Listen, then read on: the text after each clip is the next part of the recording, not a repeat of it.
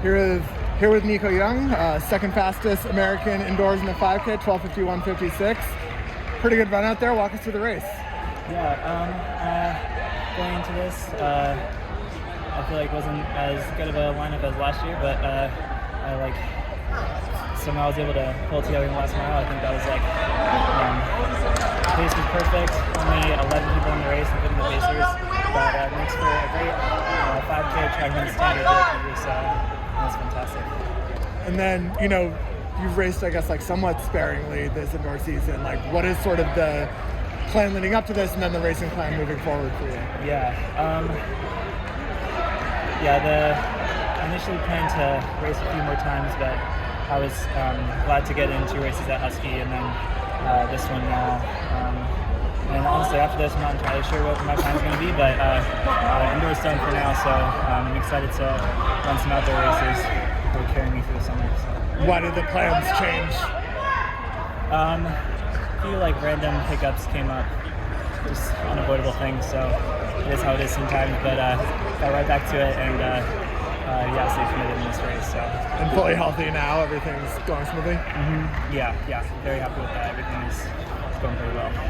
Do you think about running USA indoors at all, and if why didn't you run that?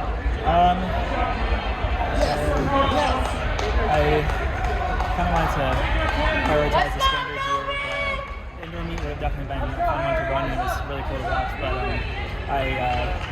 it's kind of nice to get the 5K standard out of the way, so this was our priority leading up to the end of the indoor season. And you looked, pretty strong that last mile. You kind of got a gap there. Were you planning on taking off at that point, or was it just you were feeling good, so you went for it? Walk me through that. I didn't feel amazing, but I got committed to a pace and kind of saw what I had left. So it's kind of cool to have the wave lights here actually, because I don't think that's been here in the past. When I saw that getting away, I was like, oh man, we got to run this one. So hang on to that. Yeah.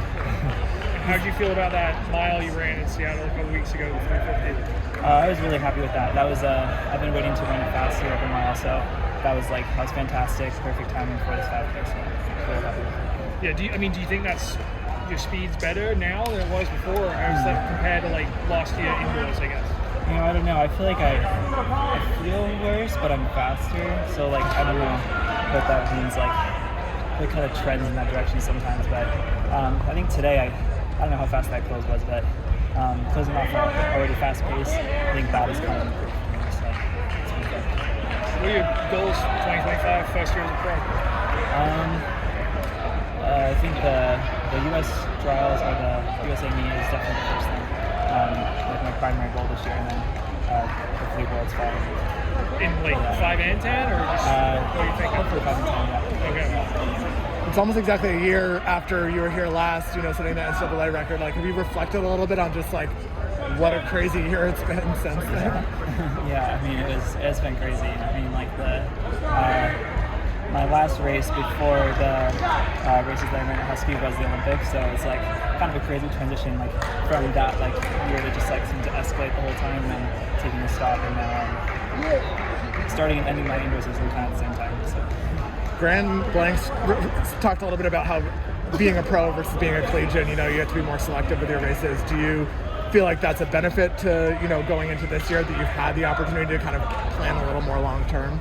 Yeah. I definitely think so. I think there is something about the college season, having race after race, getting you you're always in that environment, you're always ready for it. So there's a bit of a transition with a long fall of just training. But it's definitely, for overall fitness-wise, it's definitely better to be selective with these races. The NCAA season is relentless if you're a distance runner. So. This time would have been an American record a couple weeks ago. Lincoln Fisher broke it. But how does that make you feel? You're number 2 behind him in U.S. history now. Yeah, I kind of forgot that. That's crazy. Dang. You had to go and do that, but it's I'm super happy with this time. You said you had a couple hiccups throughout the fall and this indoor season. Was this time something that was kind of in your mind that you thought you could run today? The standard was the goal. Anything under that was a bonus. So I'm thrilled with today. Were those hiccups injuries or something else? Or? A couple injury things came up. some sickness. I got attacked by a dog, so it was kind of a crazy thing. But Well, tell us the story. What happened? I was like in Scottsdale for a sealable training camp, and then a dog came up and ripped up my quad. And it wasn't like a huge thing, but it took away like a week of training, and that kind of just postponed one more race. Did you have to get rabies shots? No, I didn't think so. But, that's just like crazy thing that happened. Although it was kind of exciting in a way, I guess, but horrible. Was this on a run? Or? Yeah, on the run. Yeah, be careful in Phoenix. This is a PSA to the people of Scottsdale and Phoenix. Yeah. And then for you, the announcement of the swoosh track club and that transition that Mike's going through, like, have you thought about sort of what your training plan setup is going to be moving forward? Thankfully I'm able to train under Mike, so I'm super excited for that and be able to stay in place. Thanks so much. Thank you so much. Thank you. Great job.